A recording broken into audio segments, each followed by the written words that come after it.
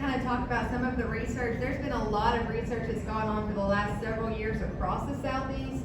Obviously, for the sake of time, I'm going to focus on what's been happening in Georgia, but I have collaborators in Louisiana, Mississippi, Tennessee, Florida, so we are spread out pretty wide and pretty extensively looking at different uses of alfalfa.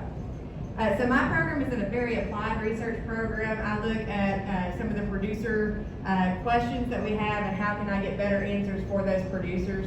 And so we went into starting this program when I started in Tipton in 2016. A lot of the demonstrations that Kim pointed out, Dennis and Dr. Boughton have put a lot of these demonstrations in across Georgia, but we didn't have a lot of research data to help our producers have some numbers and some better understanding of some of this management. One of the big things that we looked at is a lot of the varieties of alfalfa that we use, in Tipton, we're about an hour north of the Florida border. So we're using semi to non-dormant alfalfa varieties. In some years, we get 7 to 8 cuttings of alfalfa. Now, if you think about 7 to 8 cuttings on a 28 to 35 day interval, that means that we're cutting in March and we're cutting in November. What's also happening around those time periods is wet weather. That's kind of when we start to get some of that rain in that Georgia time period. And so what alternative do we have to where we can actually preserve the quality of that product that we're trying to grow and maintain that leaf? And so that's where we started to look at using baleage production with this system. This particular project that I'm going to show data from was supported by the Georgia Beef Cattle Commodity Commission and part of Dr. Taylor Hendricks' PhD program. And in this, we compared Tipton 85 Bermuda grass alone to Tipton 85 interseeded with Bulldog 805 alfalfa when harvested as baleage. This was a 3-year project that was conducted in Tipton, Georgia. We went ahead and interseeded Bulldog 805 into existing Tipton 85 that met all of our soil quality parameters we were looking for at a location. You will notice that we did plant in February, and Kim mentioned that we recommend fall planting. We'll get into some botanical data here that will kind of justify why we say plant in the fall in this particular system. We harvested at early bloom or 10% bloom stage. Every harvest past that initial one in the very beginning. We want to allow that delayed harvest on that first one to allow for root growth of those alfalfa plants. All these plots will be harvested on a 28 to 35 day interval throughout the growing season. We bale them at about 55% moisture, and then all the plots received 300 units of potassium or potash throughout each season, across each season, but only the Bermuda grass received nitrogen. So if we're looking at the yield comparison, it would follow those recommendations that we have for those producers, meeting both those nitrogen and potassium needs. All other fertilizer, insecticide followed our management recommendations. So we started to look through this and we look at the botanicals. As I mentioned, we planted in February as we don't usually recommend. That really creates a challenge for us in that once that Bermuda grass starts to break dormancy, as well as a lot of the flush of weeds that we get, it really hinders that competitive growth of that alfalfa. And so starting out with our first harvest in May, we really never got to what we would hope would be that 50-50 mix of alfalfa and Bermuda grass. So our first year, the alfalfa component was there. We did have a good stand, but it wasn't as strong as we would like for it to be. Now, when we started into 2017, we really saw that alfalfa. This is an established stand and very successfully established. We still had some weed challenges, as you will have, but one of the things to note are a lot of these weeds are high-quality grasses that, crabgrass or annual ryegrass are things that if you're considering grazing, you're not concerned about controlling anyway, and they're really not taking away from your hay or baleage product. And then we went into our 2018 year, and you really start to see that ebb and flow that Kim talks about, that we had that start of a lot of that alfalfa dominance in the beginning, and then in the end we're starting to see it take off a little bit more at the end of the season. But that Bermuda grass really starts to show out there in the summer months, and we expect that Bermuda grass to make a lot of contribution. So just a real quick synopsis from this project. The advantage was to the mixture. On this single unit of land, we were able to increase the number of cuttings each year, even in that first year with that late establishment. And so we got on average 7 cuttings a year. It's really weather dependent as to whether you get 7 or 8. I will say that we continued this out. It is going into the fifth year of the stand, but we have not gotten a cutting since August this past year because of extreme drought. So it won't be an average of 7 this year. Tons per acre produced, again, we saw that there was an increase if you add that alfalfa into that component. This obviously is contributed to having 3 to 4 more cuttings, or doubling the cuttings that you would have off of that 10-85 alone. And then when we look at the forage quality, after we got through that first year where we saw that alfalfa really started to make a strong contribution to that mixture, we started to really see that when it started to look at our quality numbers.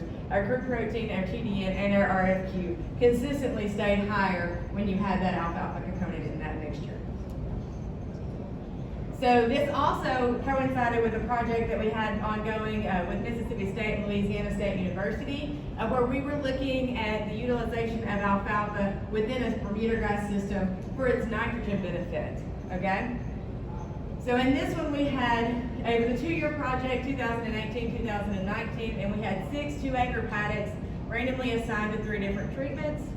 Our treatments were Bermuda grass with no nitrogen, so just Bermuda grass alone, Bermuda grass with nitrogen, as we would recommend for production of pastures in the area, and then Bermuda grass has been interseeded with alfalfa.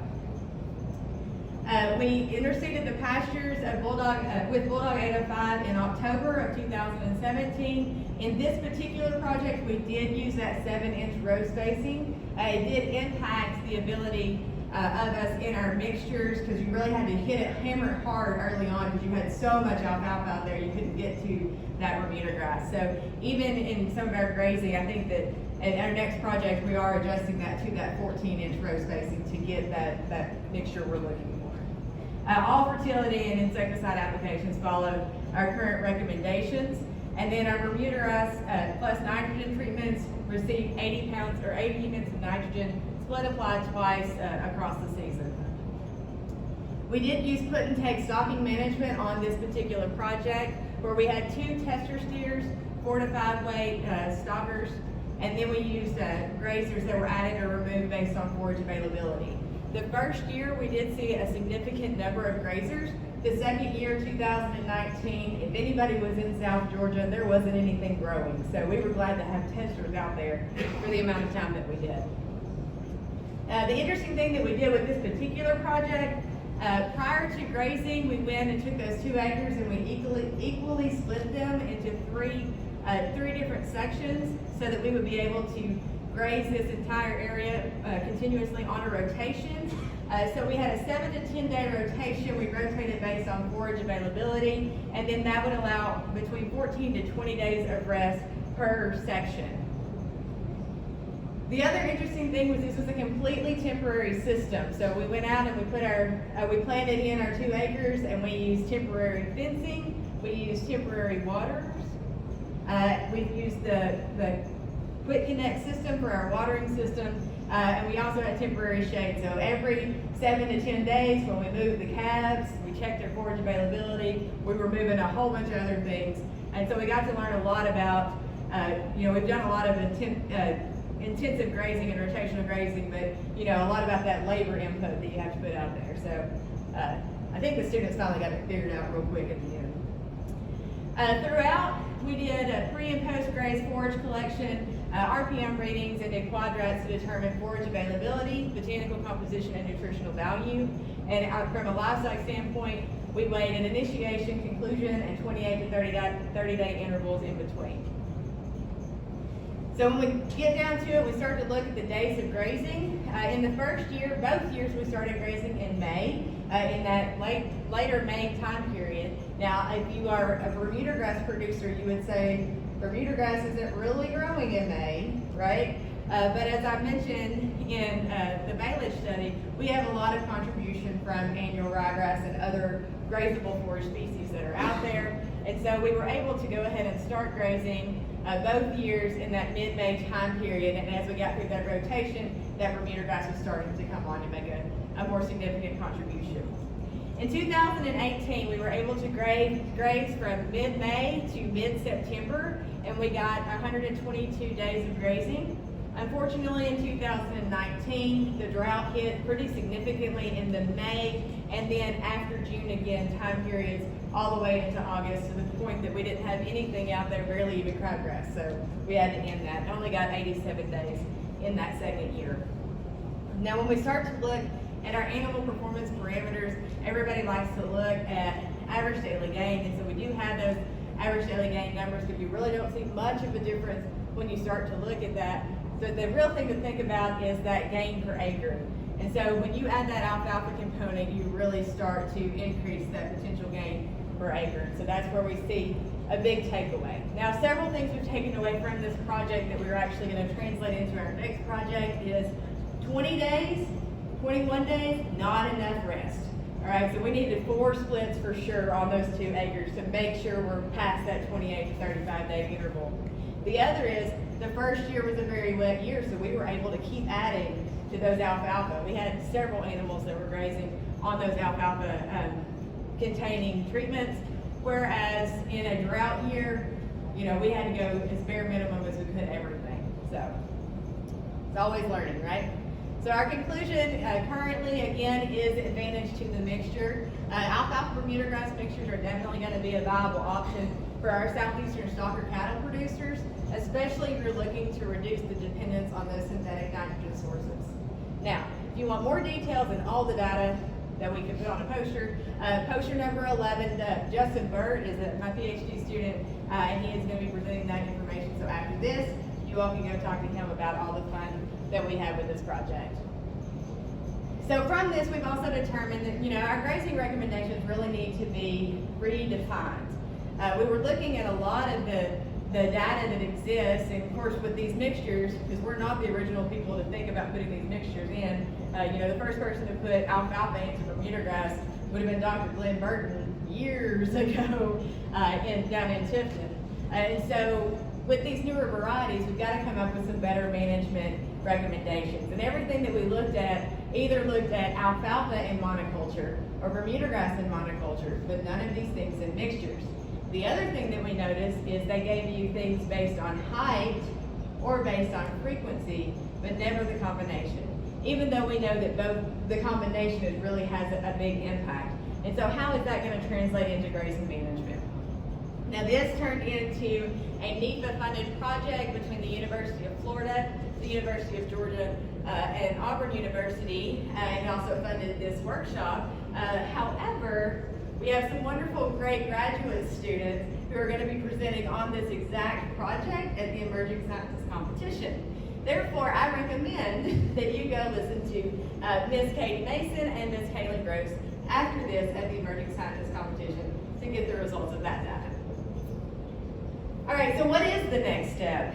Continuing on the success of the previous grant that Kaylin and Katie will be presenting on, the team continued and now has successfully acquired funds through NEPA for another alfalfa grant, where we're looking at these different systems, these different alfalfa Bermuda grass management systems, and then also trying to determine what the social barriers are to actually implementing these systems from our producers, from producer aspects. So the objective of this evaluation is to evaluate the use of 3 alfalfa systems simultaneously in dual purpose, dual purpose systems simultaneously, develop an economic analysis, and then identify what those barriers are to adoption of alfalfa among our stakeholders. So to kind of show you what we're doing here, we just established 35 acres of alfalfa into Bermuda grass a couple months ago down in Tifton, but we have 3 different treatments. We have a cut treatment, so it would be hay or baleage production throughout the season for 3 years. A graze system where we're going to go in and we're going to just graze those and manage those through rotational grazing management with 4 splits and at least 28 to 35 days of rest. And then we're going to have a dual purpose system where we cut and graze. So we can try to figure out how to best, most efficiently utilize these 4 systems in our own operations. So we will cut early, go in and graze, pull off at some point, cut, and then potentially graze at what we would consider a stockpile time period, and where we see we could have some of the greatest benefit of incorporating alfalfa into that November time period that people don't really have anything to graze where we're at down in Tifton. Okay, so that's a quick synopsis of some of the research that we're doing. So I'm going to go ahead and pass it on to Mr. Chris Pravat with the University